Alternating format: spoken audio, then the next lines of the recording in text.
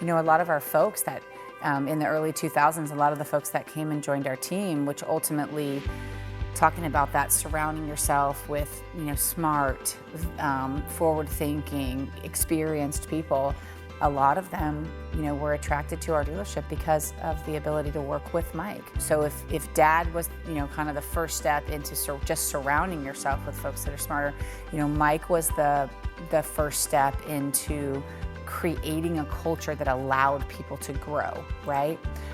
Instead of just bringing them in at already smart or already experienced.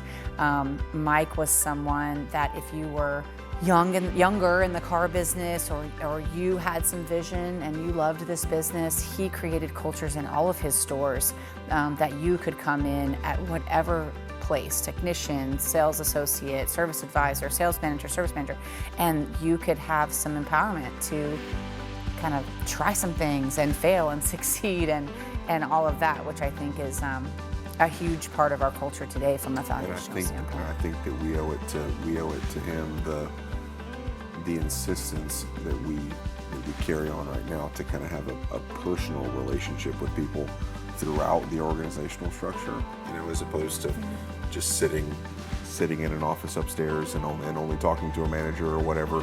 You know, Mike talked to everybody. Mike loved everybody, and everybody loved Mike. You know, if you want to talk about culture building, I've had the pleasure of talking to people who worked for Mike Shad Ford in the past, and they said, you know, everybody at our dealership only had one fear when it came to Mr. Shad, and it was to disappoint him. And what a cool thing to say about your boss. You know, my biggest fear at work is letting down my boss. That's the kind of guy Mike was. He was super dude. Partnered with a huge competitive spirit, though, which I think is so cool, right? He wasn't just some, you know, early 2000s fluffy, you know, feel-good guy. I mean, what was the old, we might not sell every car in Jacksonville, but we sure are going to try.